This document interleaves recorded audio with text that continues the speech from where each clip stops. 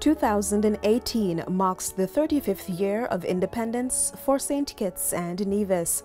Let's look back over the last 5 years to assess how far we've come. What is St. Kitts and Nevis like now at 35?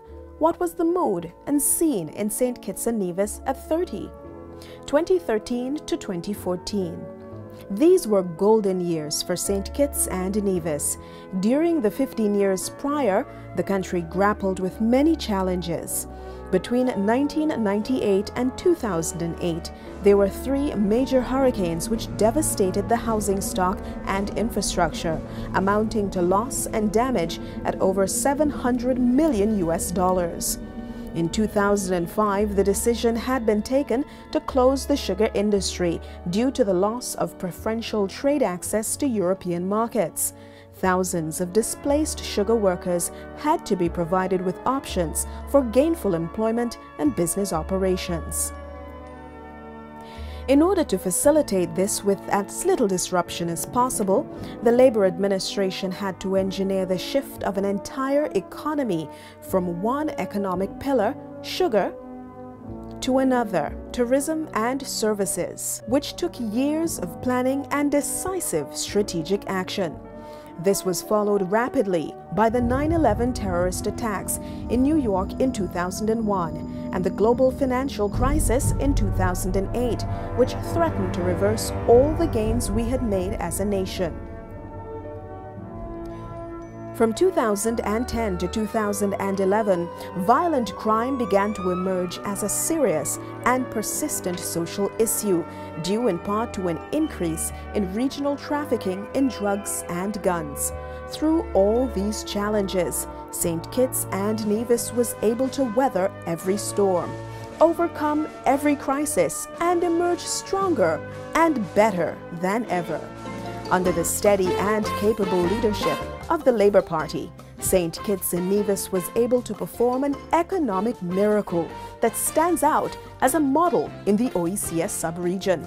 Innovative policies, such as the rebranding of the Citizenship by Investment program, the pioneering of a second housing and education revolution, improvement of the tourism industry through increased airlift and construction of new hotels, fiscal consolidation that resulted in the national debt being slashed in half, all helped to put the economy on firm foundation. From these policies, St. Kitts and Nevis was able to achieve dramatic social and economic transformation and modernization that took the people of St. Kitts and Nevis to unprecedented levels of prosperity and improved standards of living. By 2013, the economy of St. Kitts and Nevis was booming, as evidenced by a growth rate of 6.22%, extensive road rehabilitation works, major revenue-generating construction projects such as Kittition Hill, Koi, Imperial Bay, Hamilton Beach Villas, and ultimately the Park Hyatt Hotel. The proliferation of small and medium enterprises, year-over-year surpluses, and a bonanza in the SIDF fund. From 2013 to early 2015, the feeling of prosperity electrified the atmosphere and was felt by everyone, not just a few. There was also a 30% reduction in overall crime and the number of homicides as a result of the nationally coordinated reforms and strategies that were put in place by the Labour Party. This was real progress, the kind of tangible prosperity that transformed the lives and standards of living of everyone, regardless of class or political affiliation. Signed, sealed, and delivered.